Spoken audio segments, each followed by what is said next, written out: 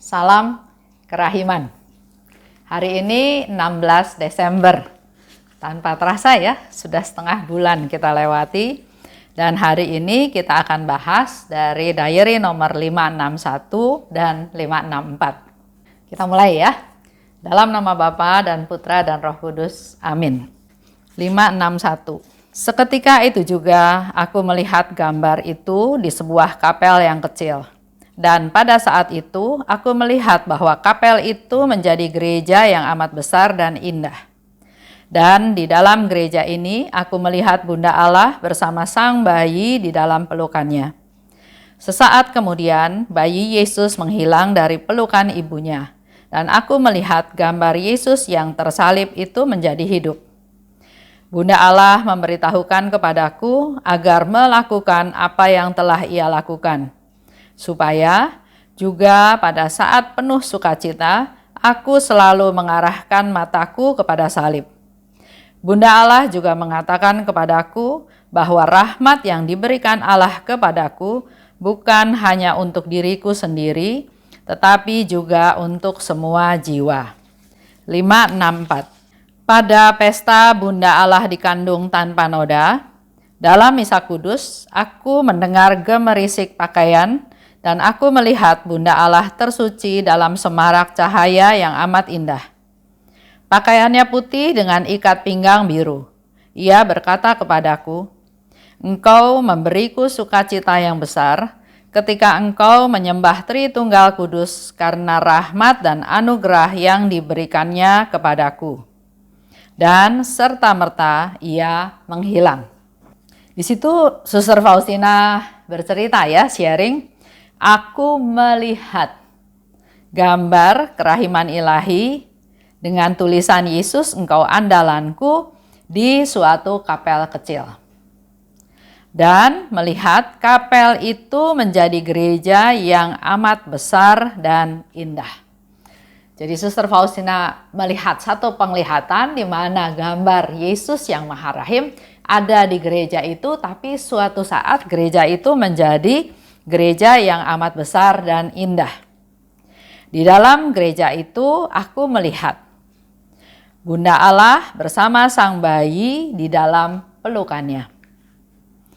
Sesaat bayi Yesus menghilang dari pelukan ibunya dan melihat gambar Yesus tersalib itu menjadi hidup. Kalau kita bicara tentang gambar Yesus yang menjadi hidup, ini kita juga bisa ingat cerita dari Ugo Vesta. Ya. Ugo Vesta dengan segala macam penyakitnya sehingga dia nggak bisa berjalan berdiri tegak. Harus didorong, harus duduk di kursi roda. Dan pada waktu itu dia ikut audiensi Bapak Paus. Waktu Bapak Paus Yohanes Paulus mendekati dia tanya, "Apa yang kamu perlukan?" Ya, Ugo Vesta ini berdoa, minta kepada Bapak Paus untuk berdoa buat dia supaya dia memperoleh kesembuhan dan ya banyak permohonan lain ya. Tapi yang mau jadi penekanan saya di sini adalah Bapak Paus bilang, "Kamu sudah pegang gambar kerahiman ilahi." Memang pada waktu itu dia di kursi rodanya memegang gambar kerahiman ilahi. Dan Bapak Paus katakan, "Kamu sudah memegang gambar kerahiman ilahi, gambar Tuhan yang Maha Rahim. Apalagi yang menjadi khawatir kamu," katanya gitu ya. Terus ya sudah, pertemuan itu selesai. Tapi buat Ugo Vesta ini menjadi sesuatu semacam teguran, semacam konfirmasi, semacam pemberitahuan. Karena beberapa waktu sebelum ketemu Bapak Paus, Ugo Vesta ini bertemu dengan sekelompok suster-suster. Dan suster-suster ini mau pergi ke Trente. Suster ini udah ajak, "Ayo ikut ke Trente," ya. Tapi Ugo Vesta nggak mau karena memang dia mau ketemu sama Bapak Paus. Tapi pada waktu setelah kejadian itu dia ingat lagi. Karena waktu itu suster-suster mengajak ke Trente untuk datang ke satu gereja. Di situ juga ada gambar Tuhan yang Maha Rahim ya, seperti gambar yang dibawa oleh Ugo Vesta. Jadi dia tergerak untuk pergi ke sana. Dia pergi ke Trente dan di situ memang lihat ada gambar Yesus, gambar kerahiman ilahi yang besar. Di sana dia berdoa. Hari pertama, hari kedua, hari ketiga waktu dia berdoa, dia merasakan badannya panas, dia merasakan tangannya Yesus yang ada di gambar yang Maharahim itu terjulur ke dia dan memberkati dia. Dan tiba-tiba dia berdiri dan luar biasa, dia sembuh. Kejadian ini dia kumpulkan tanda tangan karena di situ ada umat-umat yang lain yang juga ada di gereja tersebut. Jadi di balik gambar Tuhan yang Maha Rahim, semua orang yang menyaksikan mujizat itu bertanda tangan ya di kertas tersebut. Dan sekian lama kemudian Ugo Vesta pergi lagi ke Roma, ketemu lagi Bapak Paus dan dia sharing. Dia mau berterima kasih karena memang betul melalui gambar yang Maha Rahim dia mengalami kesembuhan. Bahkan kalau kita lihat fotonya ya, setelah dia mengalami kesembuhan dia jauh lebih gagah, lebih sehat, lebih luar biasa daripada sebelum dia menderita sakit. Itu cerita tentang mujizat di mana Yesus bergerak ya, memberkati, tangannya terulur memberkati Ugo Vesta.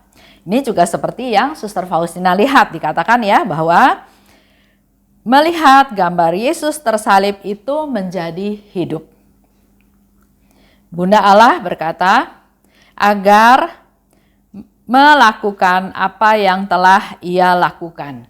Jadi Bunda Maria minta kepada Suster Faustina, sebetulnya minta juga kepada kita semua anak-anaknya untuk melakukan apa yang dia lakukan. Meneladan ibu kita, Bunda Maria. Apa yang sudah dia lakukan, dia minta kita juga melakukannya. Rendah hati, percaya penuh pada Tuhan, berserah pada Tuhan, memuji Tuhan. Nggak ada khawatir apapun dalam hidupnya, walaupun dia tahu, waduh, masih muda, mengandung, belum menikah. Bagaimana pertanggungan jawab sama Yusuf? Waktu malam-malam disuruh pergi ke Mesir karena bayi-bayi mau dibunuh sama Herodes. Dia juga pergi, dia juga mentaati, dia juga setia, dia percaya penuh pada Tuhan. Supaya di sini dikatakan ya, juga pada saat sukacita, aku selalu mengarahkan mataku pada salib. Nah, di sini satu konfirmasi lagi dari Bunda Maria. Selain meneladan dia, tapi dia juga minta supaya walaupun sedang bersukacita, tetap selalu mengarahkan mataku pada salib. Kita seringnya lupa ya, kalau kita bersukacita, kita lupa. Tapi di sini Bunda Maria mengingatkan walaupun kita bersukacita, selalu arahkan pandanganmu pada salib, pada sumber kerahiman, pada Tuhan Yesus yang menolong kita, yang menghibur kita, yang menyelamatkan kita. Rahmat yang ia berikan, yang diberikan Allah padaku, bukan hanya untuk diriku sendiri, tapi untuk semua jiwa. Itu berlaku juga buat kita semua, kita diingatkan, kita mendapat banyak rahmat dari Tuhan. Bukan untuk diri sendiri, bukan untuk kepentingan sendiri, tapi untuk semua jiwa. Contoh ya, dikatakan di situ bahwa Bunda Maria kan bilang bahwa ikut aku, teladani aku, walaupun aku dalam sukacita tetap memandang salib. Walaupun saya bersukacita karena Yesus berkorban untuk saya, wafat di salib. Oleh sebab itu dalam hidup kita tetap harus fokus kepada Yesus. Yesus yang menyelamatkan saya. Jadi di dalam segala kehidupan kita, tantangan, permasalahan, juga kegembiraan, kita tetap difokuskan hidup kita pada Yesus yang sudah menderita untuk kita. Yesus yang membela saya, Yesus yang menyelamatkan saya. Karena sukacita itu kan suatu keadaan yang sementara. Bisa ada sukacita, bisa ada duka cita. Bisa ada kegagalan, bisa ada keberhasilan. Bisa ada kegembiraan, bisa ada kesedihan. Bisa ada kita mendapat sesuatu, tapi bisa juga ada kehilangan. Oleh sebab itu, Bunda Maria berkata kepada Suster Faustina, walaupun kamu dalam sukacita, kamu tetap mengarahkan pandanganmu pada salib. Apa yang ia lakukan? Yang Bunda Maria lakukan dalam kehidupannya ya, yang mungkin kita tahu, Bunda Maria bersukacita pada waktu malaikat datang menghampiri dia. Malaikat Gabriel ya, sehingga dia bilang, siapa saya? Kok Tuhan pilih saya? Tapi ya, aku ini hamba Tuhan. Waktu Bunda Maria bertemu dengan Elizabeth, di situ Elizabeth juga memuji Bunda Maria, ya, memuji Tuhan. Siapakah aku ini sampai ibu Tuhanku datang? Dan Bunda Maria bersukacita. Kita tahu ya, di Lukas, di Injil Lukas ada Magnificat. Sukacitanya Bunda Maria. Dia dipilih oleh Tuhan untuk melahirkan Putra Allah. Itu juga salah satu sukacita. Waktu dia tahu Yesusnya nggak ada, dia cari-cari selama 3 hari dan Yesusnya ada di bait Allah, pasti juga ada sukacita. Menemukan kembali anaknya yang sudah 3 hari hilang. Jadi banyak kegembiraan yang Bunda Maria alami, rasakan. Tapi itu semua sifatnya sementara. Bukan selama-lamanya. Oleh sebab itu kita pun yang hidup di dunia ada pasang surut dalam hidup kita. Tapi kita tetap dinasehati oleh Suster Faustina untuk selalu mengarahkan pandangan kita ke salib. Karena dalam kehidupan kita, puncaknya itu adalah Yesus wafat di salib untuk membela kita, untuk menyelamatkan kita, untuk supaya kita juga suatu hari nanti bisa pulang ke rumah Bapa, bisa masuk ke dalam keluarga Allah. Mengarahkan mata pada salib itu suatu tawaran keselamatan. Itu suatu langkah awal kita menuju kepada kehidupan yang kekal. 564. Pesta Bunda Allah dikandung tanpa noda. Di dalam Misa Kudus, mendengar gemerisik pakaian, ya. Di situ Suster Faustina katakan, saya mendengar ada seperti pakaian yang bergoyang ya, gemerisik. Jadi pakaiannya bergoyang dan dia melihat Bunda Allah tersuci dalam semarak cahaya amat indah. Pakaiannya putih, ikat pinggangnya biru. Sering sekali Bunda Maria menampakkan diri pada Faustina dan juga misalnya di Lourdes dengan jubah putih dan ikat pinggang berwarna biru.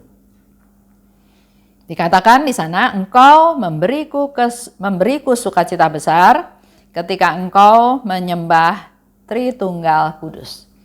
Kalau kita menyembah Tritunggal Kudus, kita juga memberikan kegembiraan kepada Bunda Maria. Karena rahmat dan anugerah yang diberikannya kepadaku. Dan serta-merta ia menghilang. Serta-merta penglihatannya Suster Faustina, Bunda Maria menghilang. Nah, mari kita evaluasi ya. Evaluasi dengan hidup kita sendiri. Pertama, ada ajakan, ada anjuran mulai dari 1 Desember kita sekurang-kurangnya berdoa rosario 1 kali dalam 1 hari. Apakah kita sudah lakukan? Kalau sudah lakukan, coba di dalam setiap perhentian tersebut kita renungkan.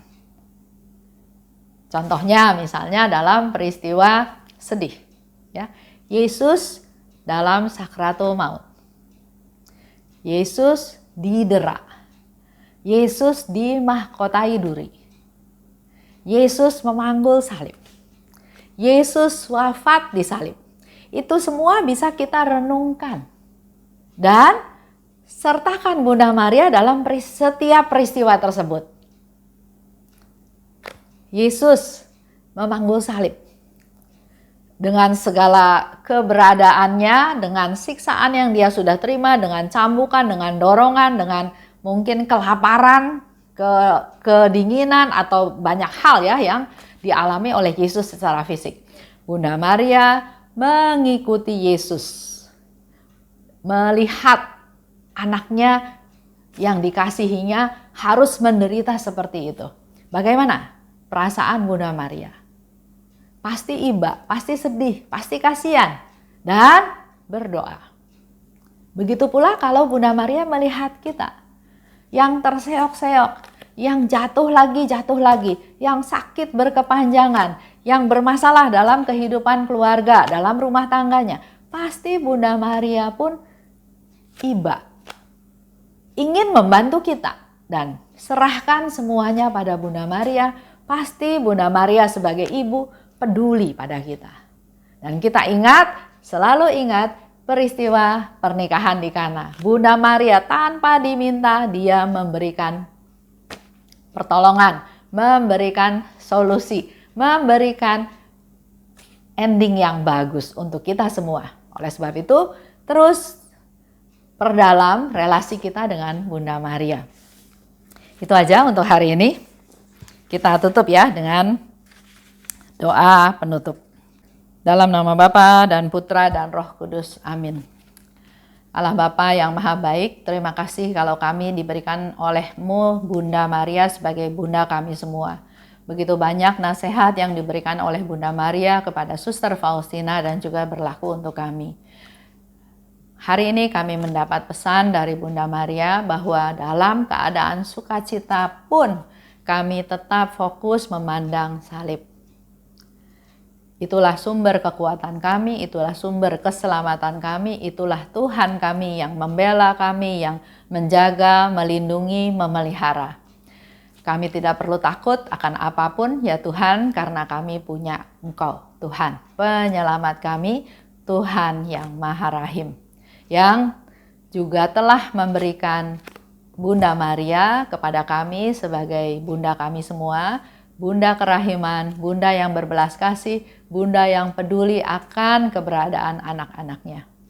Terima kasih Bapa atas rahmat-Mu, kemuliaan kepada Bapa dan Putra dan Roh Kudus seperti pada permulaan sekarang, selalu dan sepanjang segala abad. Amin. Dalam nama Bapa dan Putra dan Roh Kudus. Amin. Salam kerahiman.